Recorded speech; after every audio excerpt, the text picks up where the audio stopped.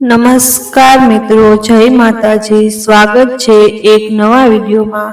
તો આજની વાત છેલ્લે સુધી સાંભળવા નમ્ર વિનંતી અને વિડીયોને લાઈક અને ચેનલને સબસ્ક્રાઇબ જરૂરથી કરજો.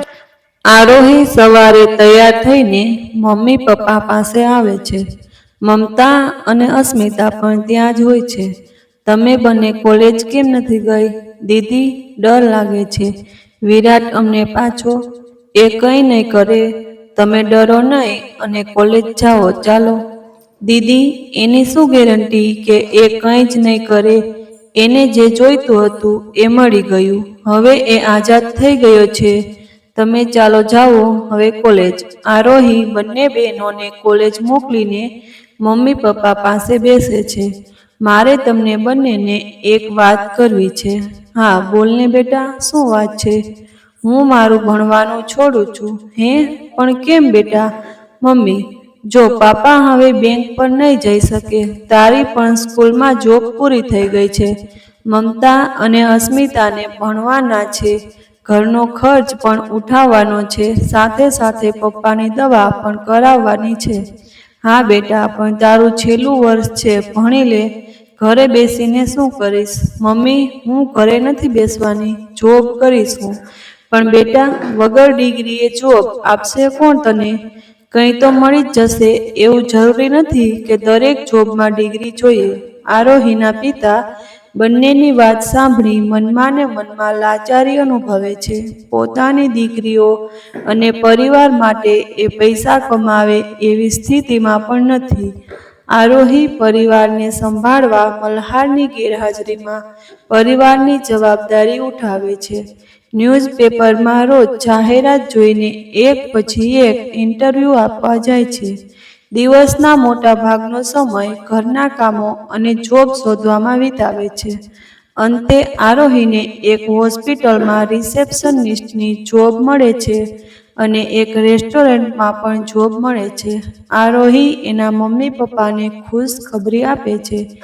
એના મમ્મીને પણ ટ્યુશનના 10 બાળકો મળી જાય છે. હવે ઘરના ખર્ચની જવાબદારી દીકરી ઉઠાવે છે. સવારે હોસ્પિટલ અને સાંજે રેસ્ટોરન્ટમાં આરોહી જોબની શરૂઆત કરે છે. દિવસ દરમિયાન આટલું કામ કરી આરોહી ખૂબ જ થાકી જાય છે. વર્ષાબેન પણ ઘર સાથે વૈભવભાઈની કાળજી રાખવા ખૂબ વ્યસ્ત રહે છે. એક દિવસ સવારે આરોહી હોસ્પિટલ જતી હોય છે.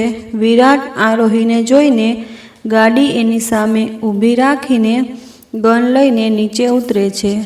તું મારાથી ડરતી કેમ નથી?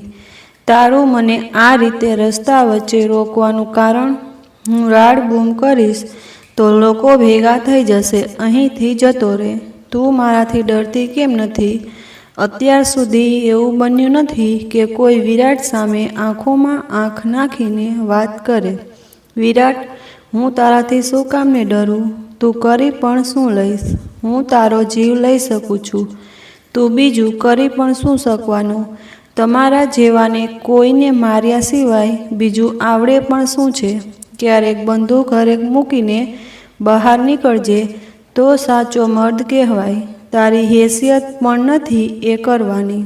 તું એવું વિચારીશ તો પણ ડરી જઈશ. વિરાટને આરોહીની આ વાત કાંટાની જેમ લાગી ગઈ. વિરાટ ઘરે ગયો.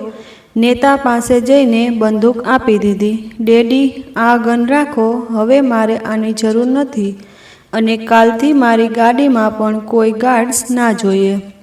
ઓહ બેટા, તું નેતાનો દીકરો છે. એમને એમ ના જવાય. ડેડી, જે બંદૂક વગર નીકળે એ જ સાચા મર્દ હોય.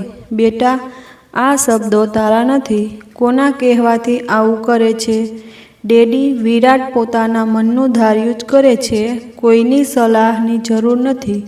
સારું બેટા, જેવી તારી મરજી. નેતાજી વિરાટના ગયા બાદ શર્મિલા સાથે વાત કરે છે. શર્મિલાને જણાવે છે કે તને આ છોકરામાં કોઈ બદલાવ દેખાય છે? શર્મિલા પણ એવું જ અનુભવે છે. શેરાને બોલાવીને વિરાટ પર નજર રાખવાનું કહેવામાં આવે છે. એ ક્યાં જાય છે, શું કરે છે, બધું જ. બીજા દિવસે વિરાટ સિક્યોરિટી ગાર્ડ્સ અને ગન વગર ગાડી લઈને જાય છે. રસ્તામાં એ ફરીથી આરોહીને રોકે છે. આરોહી ગુસ્સામાં વિરાટને જુએ છે. આ રોજ શું માંડ્યું છે? કાલે તું કહેતી હતી ને ગન વગર બહાર નીકળજે. આજે સિક્યોરિટી અને ગન વગર આવ્યો. બોલ, હવે કેમ નથી ડરતી મારાથી? વિરાટ, હું તારાથી શું કામને ડરું? પહેલાં તો એ વાત કે જે છોકરાઓ છોકરીને ડરાવીને પોતે તાકાતવર છે એવું જતાવે એને તો હું મર્દ જ નથી માનતી. તો આવા ના મર્દથી મારે શું કામને ડરવું? વિરાટને આરોહી ફરીથી આઘાત આપીને ગઈ. વિરાટ આ આઘાતના ગમમાં દારૂ પીને બેઠો હતો. એનો ફ્રેન્ડ અજય આવ્યો. અજય, તું ક્યારે આવ્યો? થોડી વાર પહેલાં જ. શું હાલત બનાવી છે વિરાટ તે? અજય, મને પ્રેમ થઈ ગયો છે યાર. પ્રેમ? તને? શું ગપ્પા મારે છે યાર? હા, સાચે જ થઈ ગયો છે. મારા વિચારોમાં એ જ ફરે છે. કોણ? આરોહી. વોટ? શું બકવાસ કરે છે? હા, આ બકવાસ નથી, સાચું જ કહું છું. મને આરોહી સાથે પ્રેમ થઈ ગયો છે. દારૂના નશામાં વિરાટ બોલતો ગયો અને અજય અચંબિત થઈને સાંભળતો ગયો. ત્યાં શર્મિલા બહેન પણ આ બંનેની વાતો સાંભળી ગયા. એમને નેતાજીને આ વાતની જાણ કરી. નેતા ગુસ્સે થયા, પણ વિરાટની જીત સામે હાલ કોઈ પગલાં ભરવા એમને યોગ્ય ન લાગ્યા.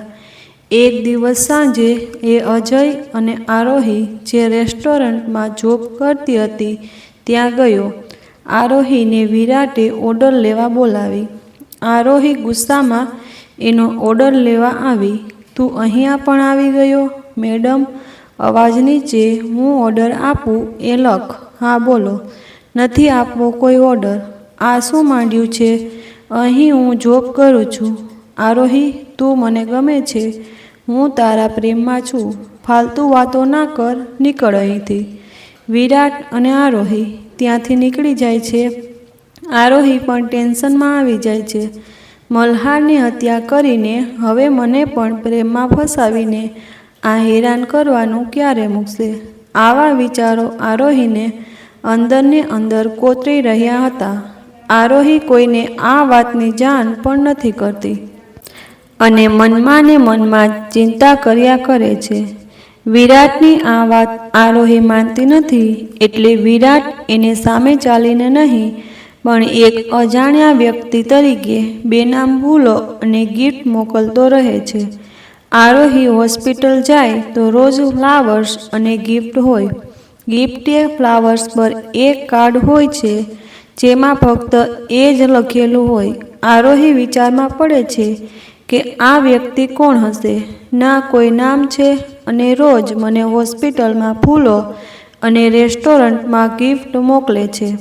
પણ આરોહી મનમાં ને મનમાં એને પસંદ કરવા લાગે છે. નેતાજી શેરાને બોલાવે છે અને વિરાટ વિશે પૂછે છે. શેરા જણાવે છે કે વિરાટ રોજ આરોહીનો પીછો કરે છે અને ગિફ્ટ મોકલે છે.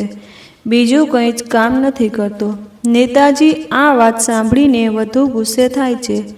એ વિરાટને બોલાવે છે. બેટા, આ શું માંડ્યું છે? એ 2% છોકરી પાછળ આટલો દીવાનો કેમ છે? ડેડી, એ 2% છોકરી નથી, એ મારો પ્રેમ છે.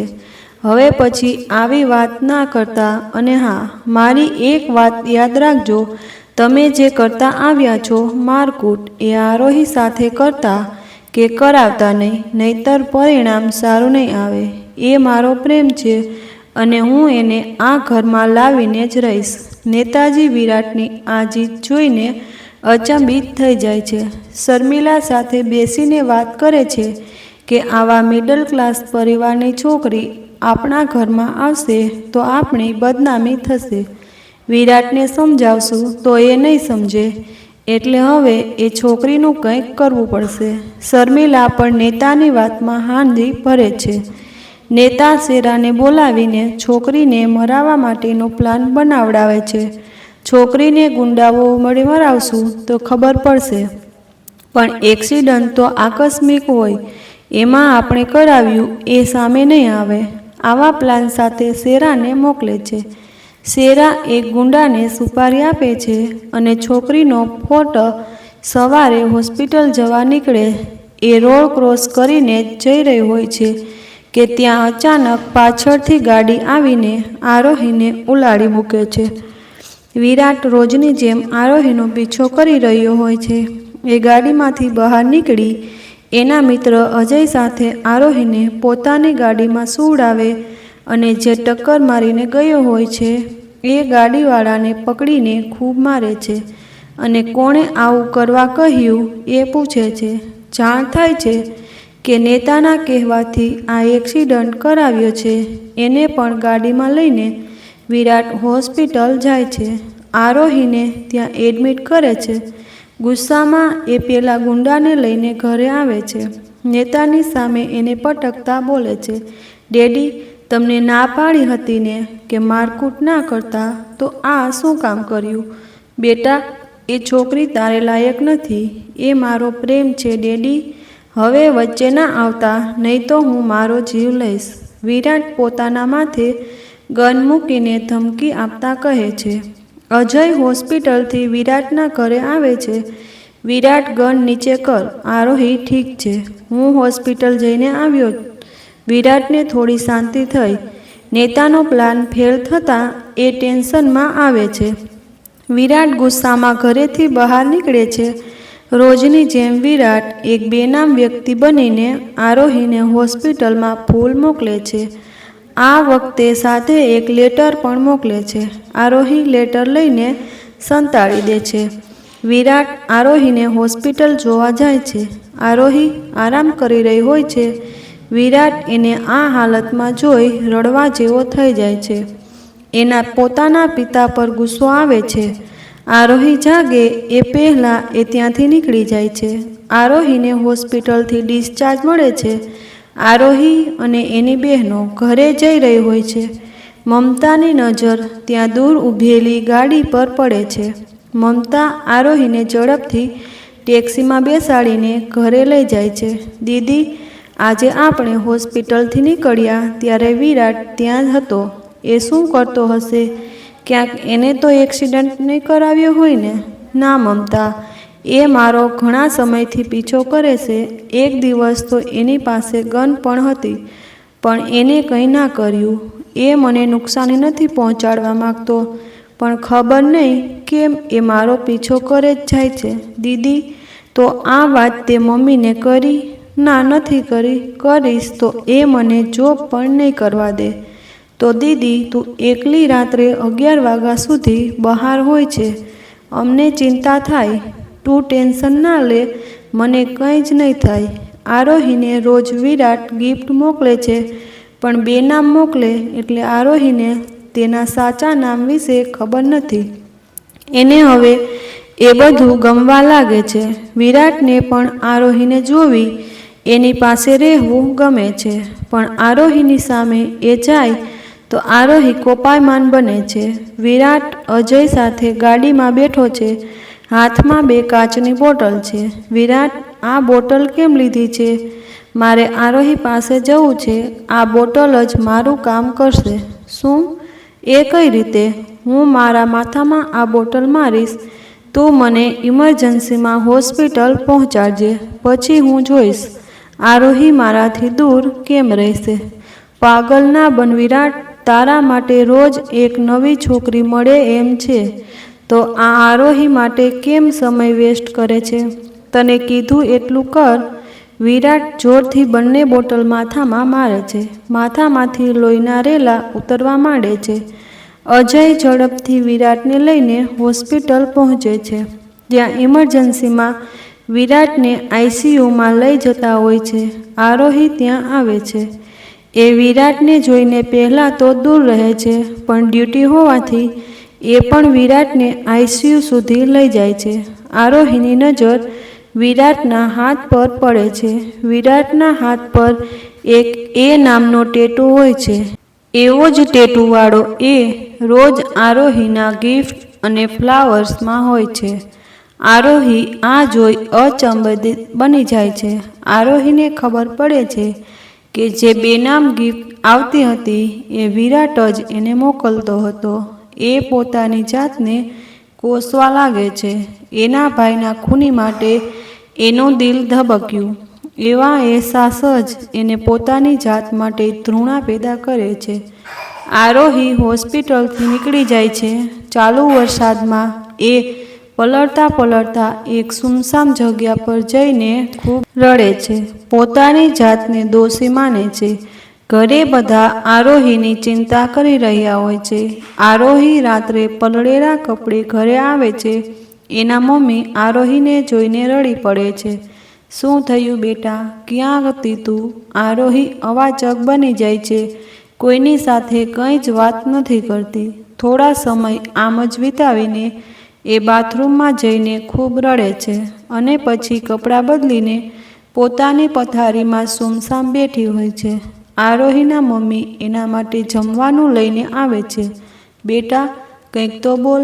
ચાલ, તું પહેલાં જમી લે, પછી કહે મને કે શું થયું. આરોહી એના મમ્મીને ભેટી પડે છે અને ખૂબ રડે છે. આરોહી રડતા રડતા એનાથી થયેલી મોટી ભૂલ વિશે એના મમ્મીને કહે છે.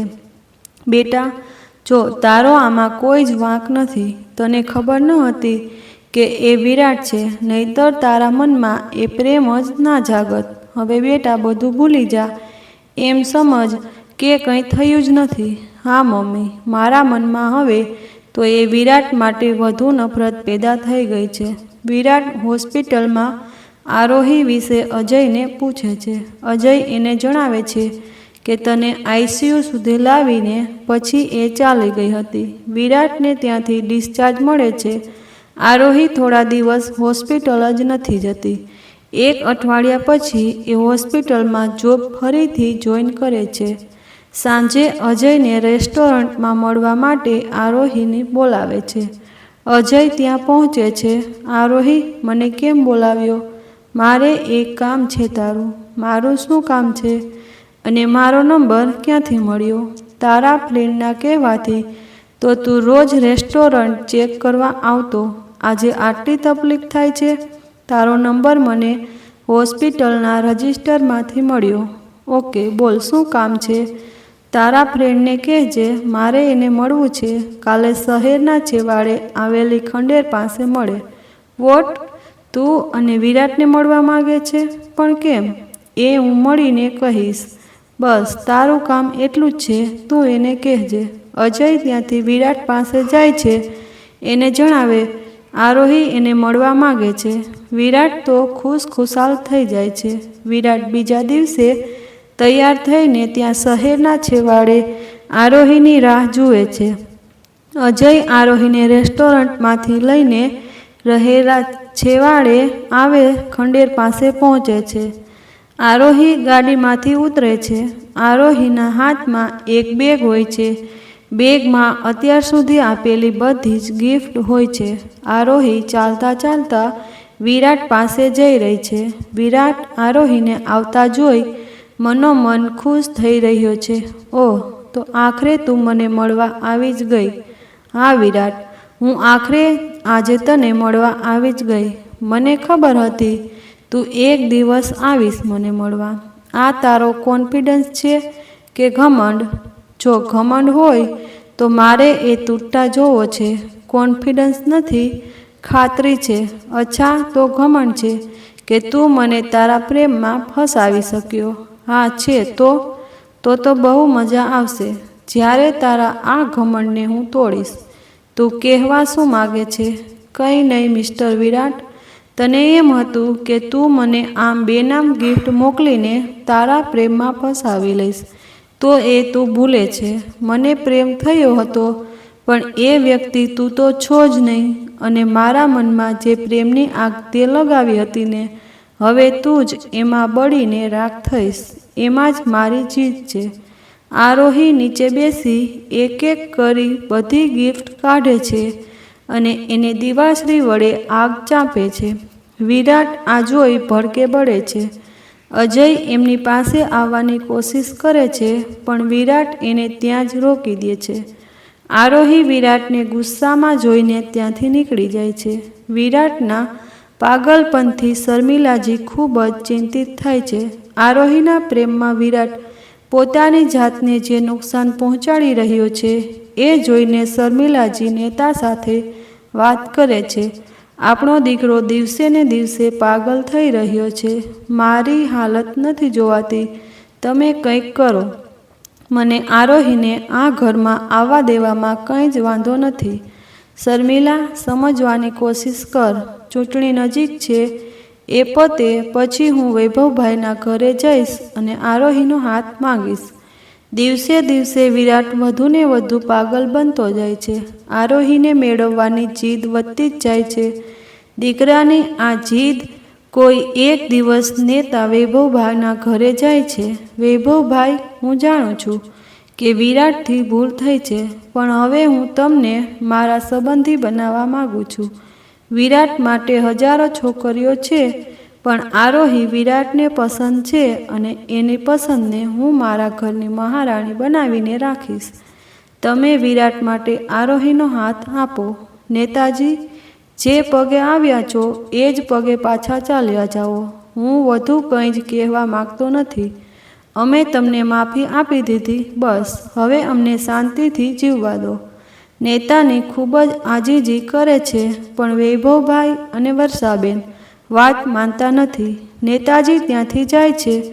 રાત્રે વર્ષાબેન અને વૈભવભાઈ બેઠા હોય છે. વર્ષા, આપણે કેવા છીએ? દીકરાના કાતિલને માફ કરી દીધો અને હવે એ જ લોકો આપણી દીકરીને પણ હેરાન કરે છે.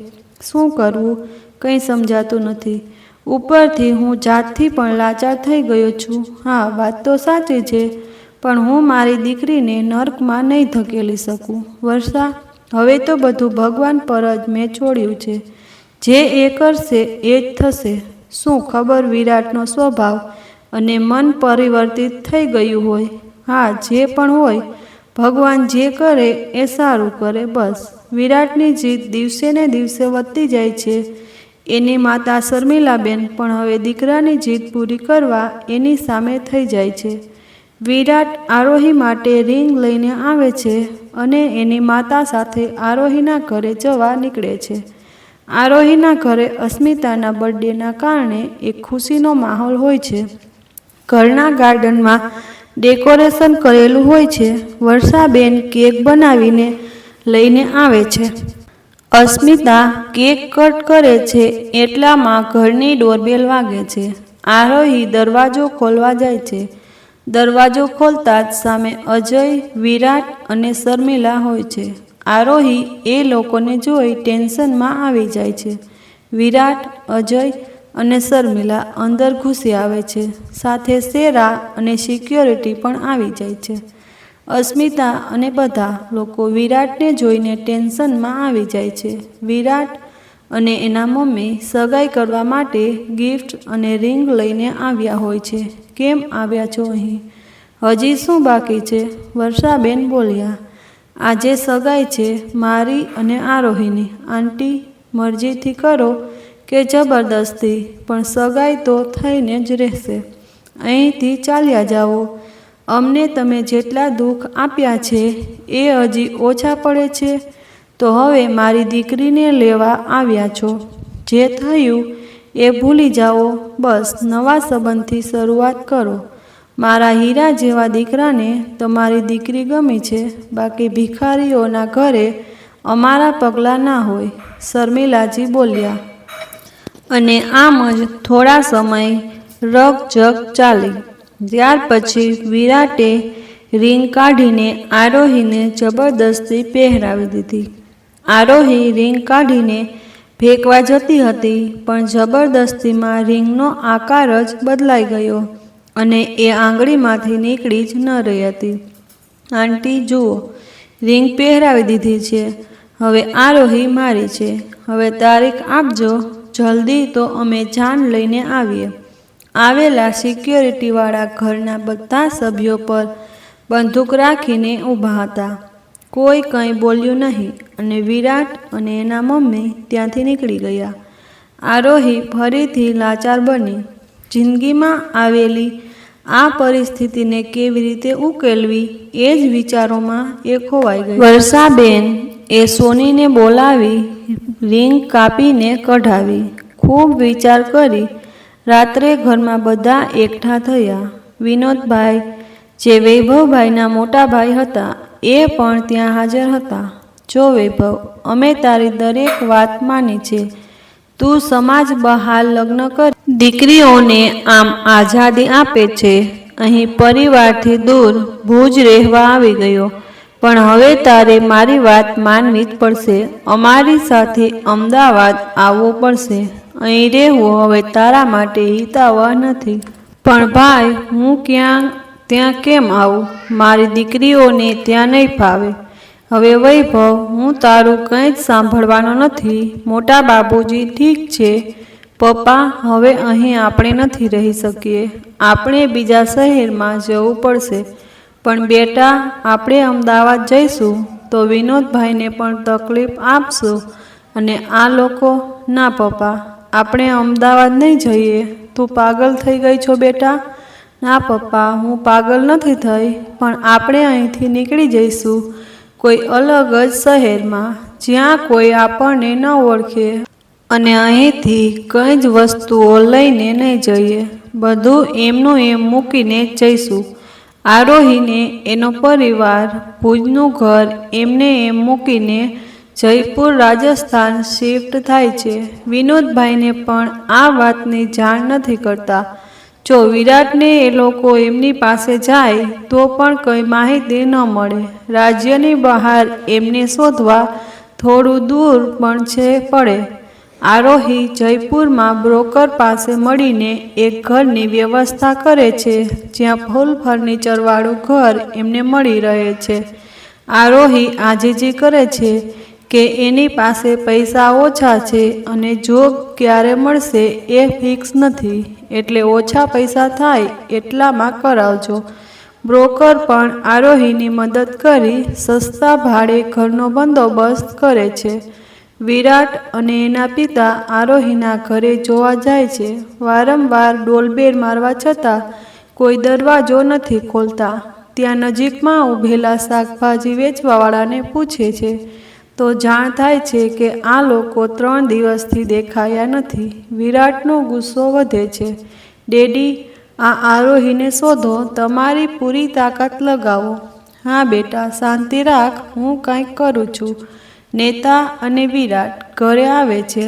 વિરાટ આરોહીને શોધવા અમદાવાદ, રાજકોટ, જામનગર જેવા અનેક શહેરોમાં રખડે છે, પણ કંઈ જ આરોહીનો પતો નહીં મળતો.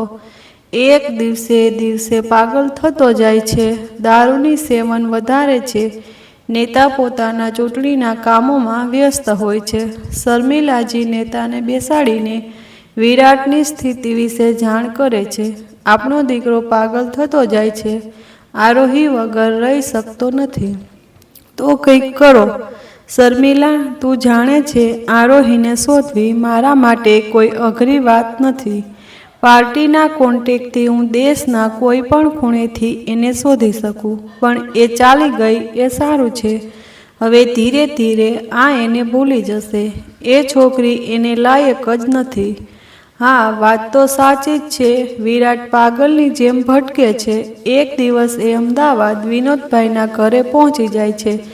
એમને બંદૂક રાખી ધમકાવે છે. હોસ્પિટલના સ્ટાફને ધમકાવે છે. રેસ્ટોરન્ટવાળાને ધમકાવે છે, પણ ક્યાંયથી આરોહીનો પત્તો મળતો નથી. જમીન ગળી ગઈ કે આમ ખાઈ ગયો? ગઈ તો ગઈ, ક્યાં આરોહી? એવી હાલત વિરાટની બની ગઈ છે. દિવસે એની તડપ વધતી જાય છે. અજયને કહીને દરેક શહેરમાં તપાસ કરાવે છે, પણ કંઈ પતો મળતો નથી. વિરાટ અહીં એના પિતાને આજીજી કરે છે, જાય છે, પણ એ સાંભળવા તૈયાર નથી. વિરાટ એના પિતાની પાર્ટીમાં જોડાવાની રિક્વેસ્ટ કરે છે. એના પિતા આ જાણી ખુશ થાય છે, પણ વિરાટ પાર્ટીમાં જોડાઈને પાર્ટી મીટિંગના બહાને આખા દેશમાં ફરી આરોહીને શોધવાનું વિચારે છે. વિરાટને આરોહીની કહેલી વાતો યાદ આવે છે. એને બેનામ બની આરોહીના મનમાં પ્રેમ જગાડ્યો હતો. એ તો આરોહીને ન થયો, પણ એ પ્રેમની આગ આજે વિરાટના મનમાં લાગી ગઈ છે. દિવસે એની ઊંઘ પણ હરામ થતી જાય છે. આરોહીને શોધવાની લાઈ એના મનમાં લાગી ગઈ છે. હવે તો એ આરોહીને મેળવીને જ શાંત થશે. આરોહી જયપુરમાં નોકરીના ઇન્ટરવ્યૂ માટે જાય છે. એક મોટી ટેક્સટાઇલ કંપની જે બાંધણીનું કામ કરતી હોય છે ત્યાં આરોહીનો ઇન્ટરવ્યૂ થાય છે. આરોહીને ત્યાં જોબ મળે છે અને સેલેરી પણ સારી ઓફર કરે છે. આરોહી ઘરે જઈને બધાને ખુશ ખબર આપે છે. આરોહીના મમ્મી પપ્પા ખૂબ ખુશ થાય છે. કંપનીના મેનેજિંગ ડાયરેક્ટર ઉમેશભાઈ ઘર પરિવાર સાથે બેઠા હોય છે. ઉમેશભાઈના પરિવારમાં એમના દીકરાની વહુ લક્ષ્મીજી, પૌત્ર અવિનાશ અને અવિનાશની દીકરી નિકિતા હોય છે. બેટા લક્ષ્મી, અવિનાશ માટે કોઈ છોકરી જોઈ? હા પપ્પા, મારી એક ફ્રેન્ડની છોકરી છે, મારી જોયેલી પણ છે. અવિનાશને કહું છું કે પૂજાના ગયે હવે 2 વર્ષ થયા, હવે તો કોઈ છોકરી જોઈ લે. પૂજા જે અવિનાશની પહેલી પત્ની હોય છે.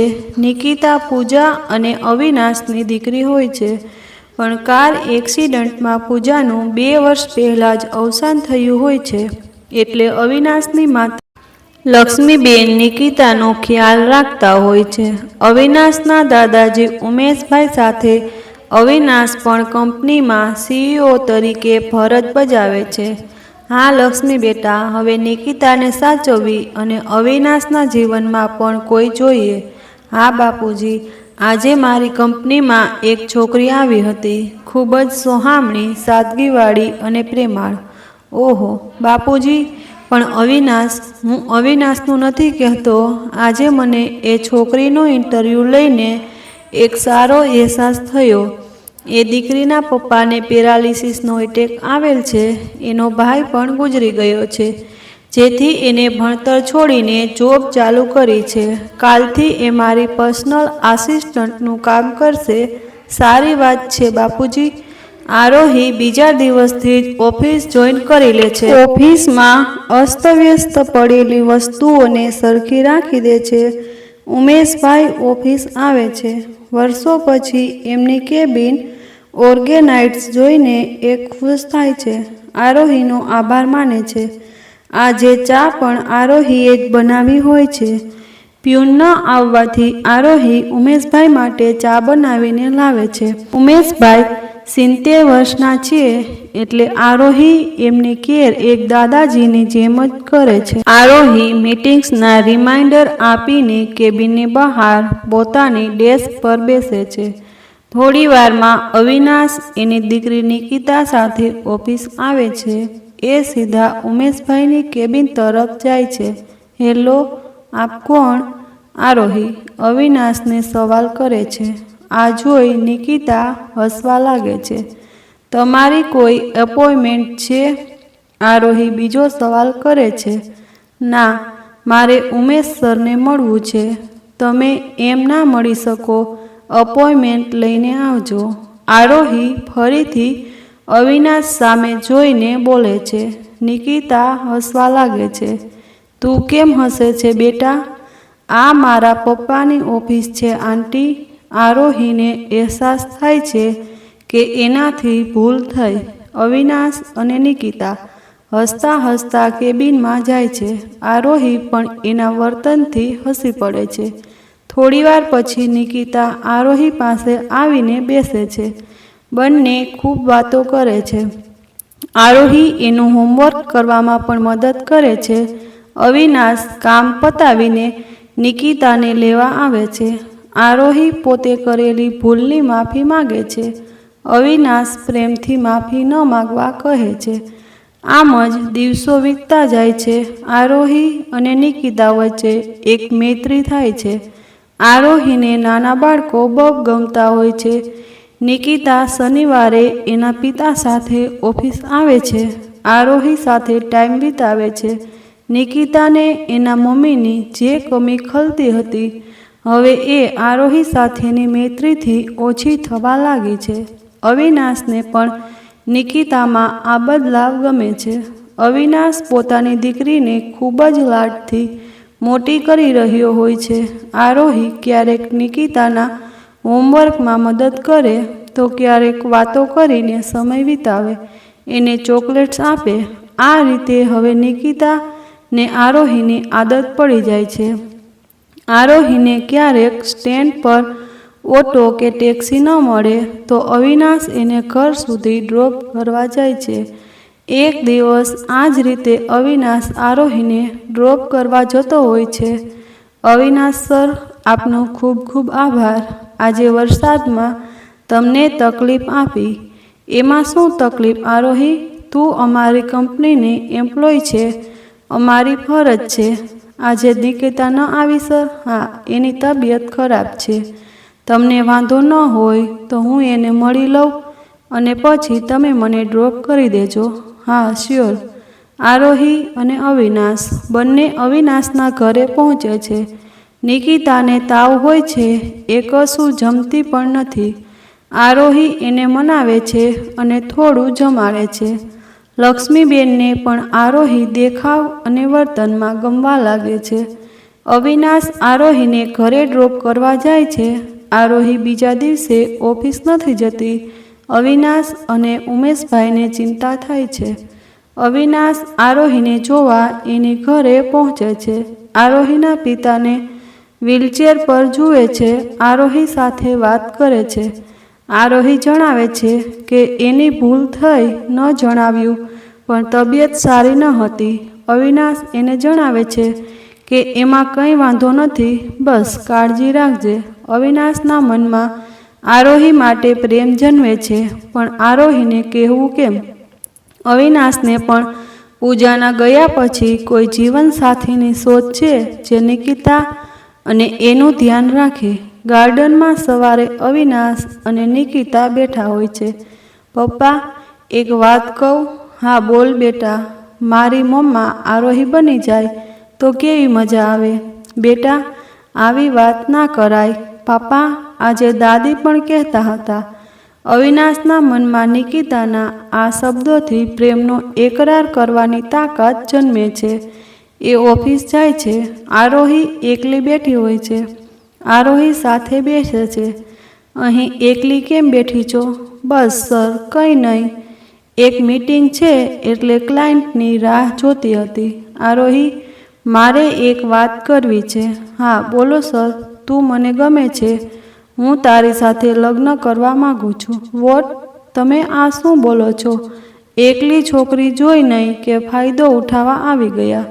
બધા મર્દ આવા જ હોય. આરોહી, મારી વાત તો સાંભળ. મારે કોઈ વાત નથી સાંભળવી. આરોહી ત્યાંથી ગુસ્સામાં ઘરે જતી રહે છે. ઘરે જઈને એના મમ્મીને પૂરી વાત કરે છે. એના મમ્મી એને સમજાવે છે, અવિનાશ સારો છોકરો છે. જરૂરી નથી કે બધા છોકરાઓ એક જેવા હોય. આરોહીને પણ એના મમ્મીની વાત યોગ્ય લાગે છે. આરોહી બીજા દિવસે ઓફિસે જાય છે. અવિનાશ નિકિતાને લઈને નિકિતા આરોહીને રિક્વેસ્ટ કરે છે કે એના પિતાને માફ કરે.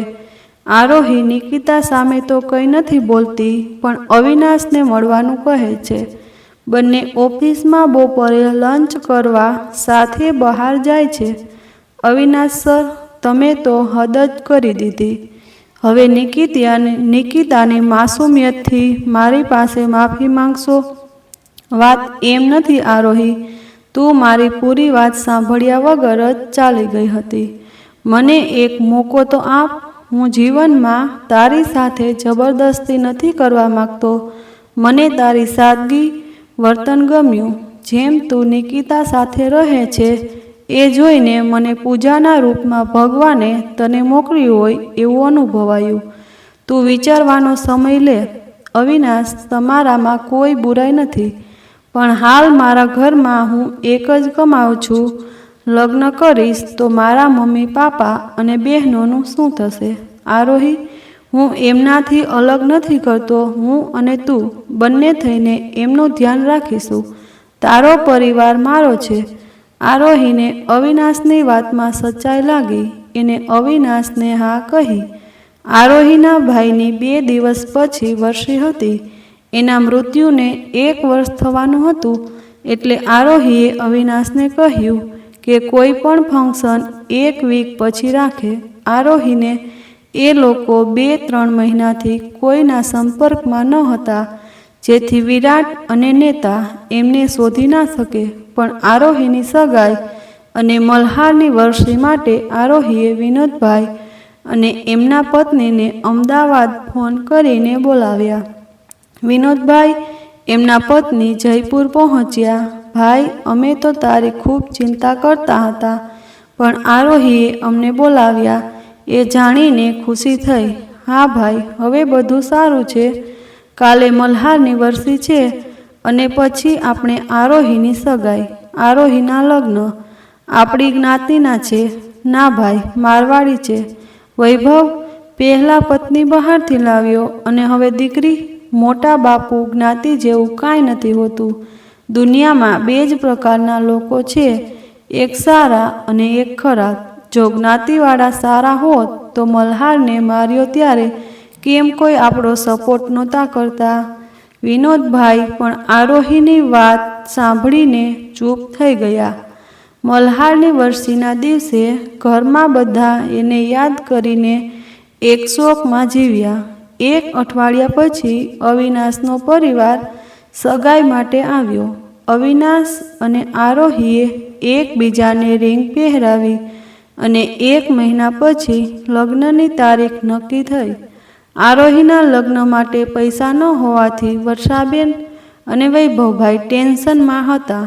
જે પણ જમા મૂડી હતી એ બધું તો એ ભૂજ મૂકીને આવી ગયા હતા. એમની પાસે એક પ્લોટ હતો, એની ફાઇલ સાથે લાવેલા. આરોહીને લગ્નના ખર્ચ માટે આ પ્લોટ વેચવાની વાત કરી. આરોહીએ એ ફાઇલ અવિનાશને આપી. અવિનાશ અને આરોહી સાંજે ઘરે આવ્યા. જુઓ અંકલ, મને આરોહી જોઈએ છે, બસ, બીજું કાંઈ જ નહીં.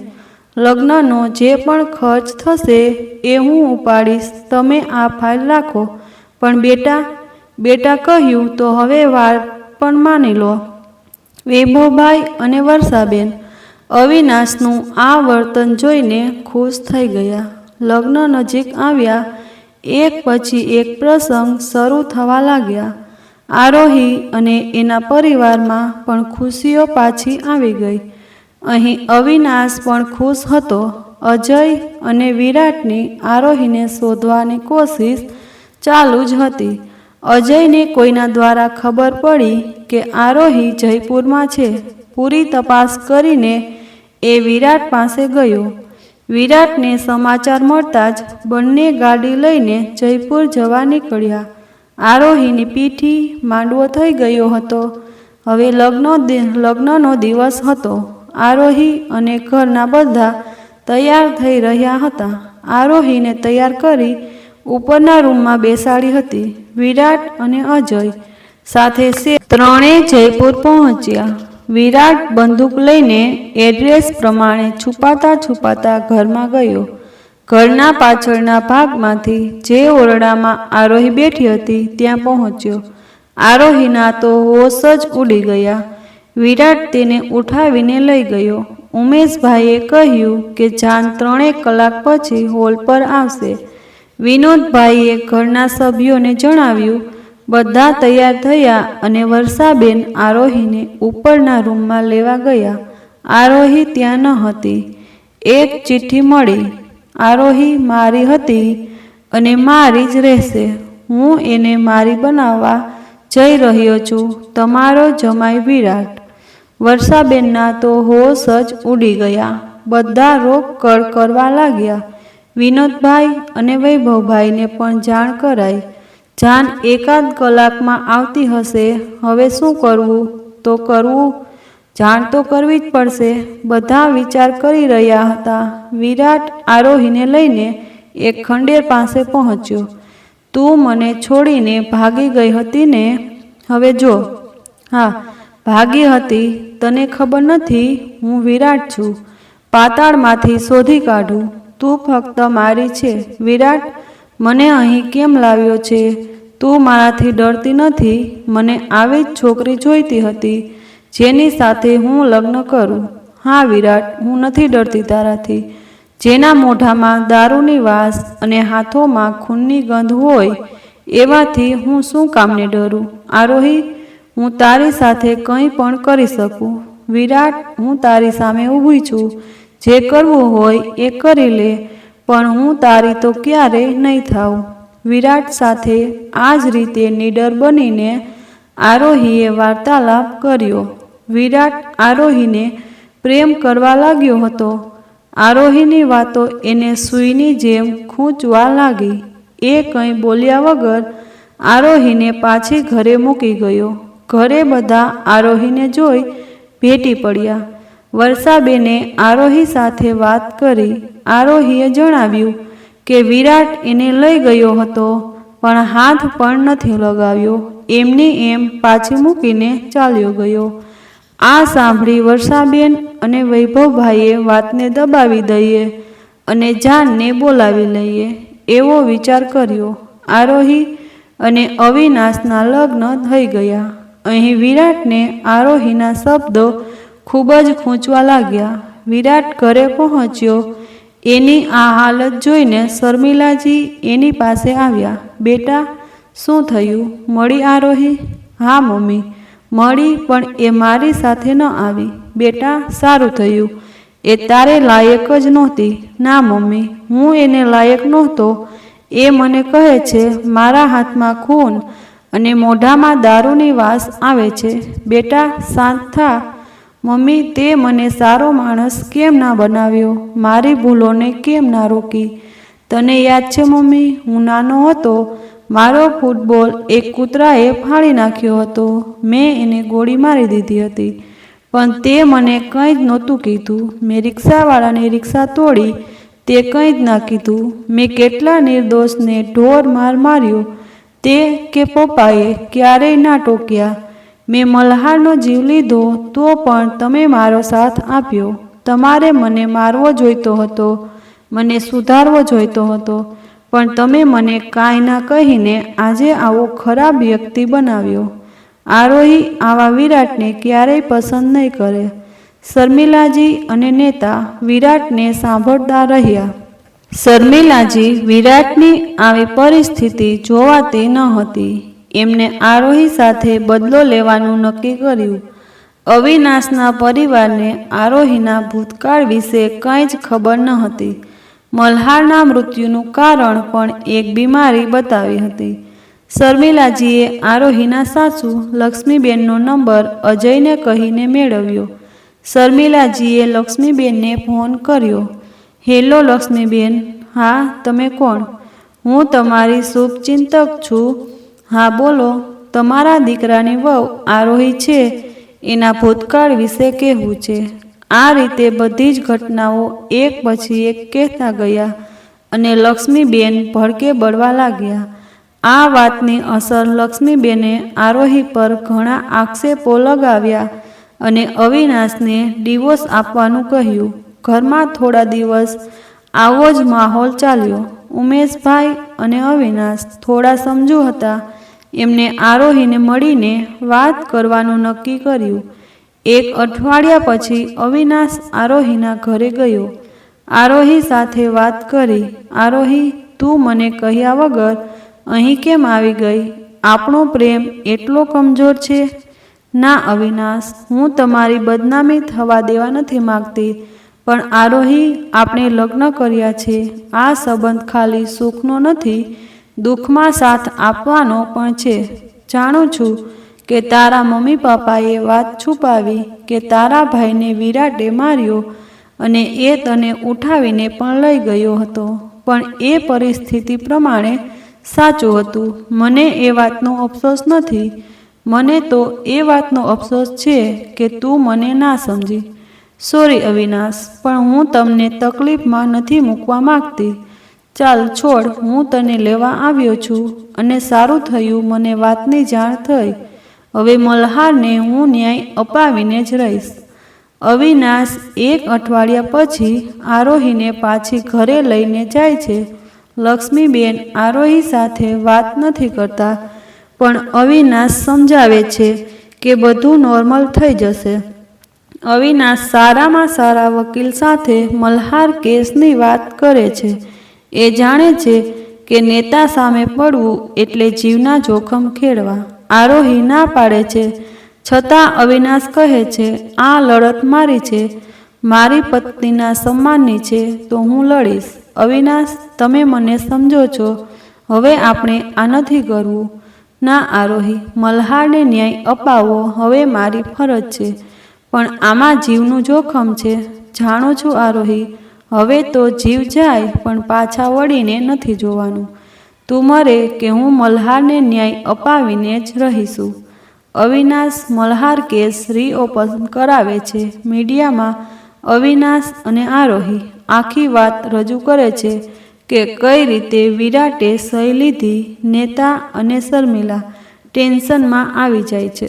વિરાટને આરોહીની વાત એટલી મન પર લાગી ગઈ હોય છે કે એ હવે નેતાને આલીશાન ઘરમાં પણ નથી રહેતો. ત્યાં એને ઘૂંટણ થાય છે. એ સાધુઓ સાથે ભજન કીર્તનમાં જોડાઈ જાય છે. પોલીસ વિરાટને પકડવા આવે છે. વિરાટ ઘરે નથી હોતો. નેતા વિરાટને બહાર વિદેશ મોકલવાનો પ્લાન બનાવે છે, પણ વિરાટ ક્યાંય જવાની ના પાડે છે. એને બસ એ સત્સંગમાં જ શાંતિ મળે છે. ભજન, કીર્તન, કથાઓ, ભગવાનમાં લીન થવું જ હવે એના જીવનનું ધ્યેય બની ગયું છે. પોલીસ શોધતી શોધતી એને ત્યાં એક મંદિરમાંથી પકડે છે. કોર્ટમાં કેસની તારીખ નક્કી થાય છે. કેસ ગુજરાતનો હોવાથી અને એકવાર એમાં માફીપત્રનો ગેરફાયદો ઉઠાવવાથી એને અમદાવાદ હાઈકોર્ટમાં રજૂ કરવામાં આવે છે. આરોહી અને અવિનાશ અમદાવાદ પરિવાર સાથે આવે છે. હોટલમાં સ્ટે કરે છે. સવાર થતાં જ કોર્ટમાં બધા હાજર થાય છે. વિરાટને પણ ત્યાં લાવવામાં આવે છે. જજ સાહેબ ખુરશી પર બિરાજે છે. જજ સાહેબ, મારી એક વિનંતી છે. કેસમાં બંને પક્ષો કંઈ પણ બોલે એ પહેલાં હું કંઈક કહેવા માગું છું. વિરાટ બોલ્યો, હા બોલો, શું કહેવા માગો છો? જજ સાહેબ, મેં જ મલ્હારનું ખૂન કર્યું હતું. એનો કોઈ જ વાંક ન હતો. મેં ગુસ્સામાં આવી એને 4 ગોળી મારી હતી. એના પરિવારને પણ મેં ખૂબ જ હેરાન કર્યું. છેલ્લી વાર જે માફીપત્ર પર મેં સહી કરાવી એ પણ બંદૂકની નોક પર કરાવી હતી. મારા પિતા નેતા છે. એમની સત્તાનો દુરુપયોગ કરીને મેં જે કંઈ કર્યું એ હું કબૂલ કરું છું. તમે કોઈ પણ દલીલ સાંભળ્યા વગર મને કડકમાં કડક સજા આપો, મને ફાંસી આપો. ત્યાં બેઠેલા બધા સ્તબ્ધ થઈ ગયા. આવું પહેલીવાર બન્યું હશે જ્યાં વ્યક્તિ પોતાના ગુના કબૂલ કરી લે. નેતા, વકીલ દલીલ કરવા જતા હતા, પણ વિરાટ એ સમયનો બગાડ કરશે. હું કહું છું એ સાચું છે કહીને રોકી દેતો. નેતા આ બધી વાત જોઈ જ રહ્યા હતા. એમને ઢોંગ રચવા હાર્ટ એટેકનું નાટક કર્યું. એમને હોસ્પિટલ લઈ જવામાં આવ્યા અને 1 અઠવાડિયા પછી કેસની આગલી તારીખ અપાઈ. નેતા અને વકીલે બહુ કોશિશ કરી, પણ વિરાટના શબ્દોથી એ કેસ આમ જ હારી ગયા હતા. હોસ્પિટલમાં નેતાએ ખોટા રિપોર્ટ બનાવ્યા, પણ કોર્ટે એ માન્ય ન રાખ્યા અને 1 અઠવાડિયું થયું ત્યાં ફરીથી કોર્ટમાં વિરાટને હાજર કરાયો. વિરાટે ફરીથી એ જ શબ્દ બોલ્યા, જજ સાહેબ, હું નથી ઈચ્છતો કે મારો વકીલ આરોહી અને એના પરિવારને કોઈ ફાલતુ સવાલ કરીને એમનું દિલ દુભાવે. હું એમનો ગુનેગાર છું. મારા પિતા પણ ઢોંગ રચાવીને કોર્ટનો સમય વેડફે છે. આપ મને કડક સજા આપો. જજ સાહેબ બધી વાત સાંભળીને વિરાટને ફાંસીની સજા આપે છે. શર્મિલાજીના પગ નીચેથી જમીન નીકળી જાય છે. મીડિયામાં નેતા પર થૂથૂ થાય છે. એમની પાર્ટીમાંથી કાઢી નાખવામાં આવે છે. એ ઘરે આવે છે. આવી ગયા નેતાજી, મારા દીકરાને ફાંસીની સજા થઈ ગઈ. તમારી ખુરશી ગઈ, તમારી ઇજ્જત ગઈ. હવે શું બાકી રહ્યું? વિરાટ તમને યાદ કરતો હતો. એકવાર મળી તો લેતા. મારો દીકરો દુનિયા છોડીને જવાનો છે. નેતા પણ પત્નીના આ શબ્દોથી આઘાત પામે છે. એક પત્ર લખે છે વિરાટને, બેટા, તારો પિતા જેને પોતાની સત્તાનું ઘમંડ હતું, આજે એ તારી સામે આંખો મિલાવવા પણ કાબિલ નથી. હું દીકરા તારો ગુનેગાર છું. આજે મારી પાસે સત્તા નથી, ઇજ્જત નથી અને તને પણ બચાવી ન શક્યો. ના હું સારો પિતા બની શક્યો, ના પતિ. બેટા, તને ફાંસી થવાની છે, તું અલગ દુનિયામાં જઈશ. પણ આજ દિવસ સુધી એવું બન્યું નથી કે જ્યાં વિરાટ હોય ત્યાં હું ના હોઉં. એટલે હું તારી પહેલાં એ દુનિયામાં જઈ રહ્યો છું. તારી આવવાની રાહ જોઈશ. તારો પિતા. અજય આ લેટર વિરાટને પહોંચાડે છે. અહીં નેતા બંદૂક માથા પર રાખીને જ પોતાનું જીવન ટૂંકાવે છે. વિરાટને ફાંસી માટે 1 અઠવાડિયું બાકી હોય છે. શર્મિલા ખૂબ જ દુઃખી હોય છે. અજયને લઈને એ આરોહીના ઘરે જાય છે. આજીજી કરે છે કે ભલે ઉંમર કેદ કરાવો પણ ફાંસી અટકાવો. વર્ષાબેનને શર્મિલાજી પગે પડીને આજીજી કરે છે. વર્ષાબેન આરોહીને સમજાવે છે. આરોહી પહેલાં તો માનતી નથી, પણ અવિનાશ અને બધાના કહેવાથી માની જાય છે. વિરાટને ફાંસી પહેલાંની આખરી ઈચ્છા પૂછવામાં આવે છે. એ આરોહીને મળવાની ઈચ્છા જ બતાવે છે. ફાંસીના આગલા દિવસે કોર્ટમાં ફાંસી અટકાવવાની અપીલ આરોહીના પરિવાર તરફથી થાય છે. શર્મિલા અને અજય ફાંસીના આગલા દિવસે વિરાટને મળવા આવે છે. પોતાના દીકરાને શર્મિલા છેલ્લી વિદાય આપતી હોય એમ ડૂસકે ને ડૂસકે રડે છે. વિરાટ પણ અજયને ભેટીને ખૂબ રડે છે અને એના ગયા પછી એની માતાનું ધ્યાન રાખવાનું કહે છે. બીજા દિવસે સવારે વિરાટને ફાંસી માટે તૈયાર કરીને લઈ જવાય છે. ફાંસીના માચડે પહોંચી વિરાટને ગાડીઓ પહેરાવા જાય છે. ત્યાં ઓર્ડર આવે છે. ફાંસીને રોકવામાં આવે છે. વિરાટને કહેવામાં આવે છે કે તમે જે આખરી ઈચ્છા માંગી હતી એ પૂરી થઈ છે. આરોહી મળવા આવી છે. આરોહી અને અવિનાશ વિરાટને મળવા જેલમાં આવે છે. વિરાટ આરોહીને આવતી જુએ છે. આંખોથી આંસુઓની ધાર વહે છે. આરોહી, મલ્હાર સાથે મેં જે કર્યું એની સજા તો મને હમણાં ફાંસીથી મળી જશે, પણ તને આપેલા દુઃખ માટે તું મને માફ નહીં કરે તો હું ત્યાં પણ શાંતિ નહીં અનુભવી શકું. પ્લીઝ મને માફ કરી દે. હા વિરાટ, તને માફી જોઈતી હતી ને? જા, કર્યો માફ. અવિનાશ, આરોહી, તમે બંને હંમેશા ખુશ રહેજો. આરોહીમાં કોઈ દાગ નથી. મેં ચાંદની જેમ સફેદ અને પાક સાફ છે. વિરાટ, તારે અમને કંઈ જ કહેવાની જરૂર નથી. તારી માફી આપી દીધી છે અને તારી ફાંસી પણ અટકાવી દીધી છે. તે છેલ્લી વાર બંદૂકની નોક પર અમારી પાસે માફી માંગી હતી ને? આજે અમે તને માફ કર્યો. કેમ કે હું જાણું છું વિરાટ, તારી તકલીફ મરવામાં નહીં, જીવીને આ રીતે જેલમાં સમય વિતાવવામાં છે. લે, આ રહ્યા માફીના કાગળિયા. આરોહી વિરાટના મોઢા પર માફી આપીને નીકળી જાય છે.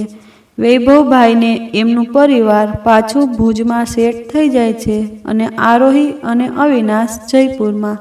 1 વર્ષ પછી અવિનાશ અને આરોહીના ઘરે એક દીકરો જન્મે છે. અસ્મિતાને એ જ સ્કોલરશીપ મળે છે જે મલ્હારને મળી હોય છે. અસ્મિતા અબ્રોડ ભણવા જાય છે અને પોતાના ભાઈનું સપનું પૂરું કરે છે. અવિનાશ ઇન્ડિયાના સારા ડૉક્ટર દ્વારા વૈભવભાઈનો ઈલાજ કરાવે છે અને એ ચાલતા થઈ જાય છે.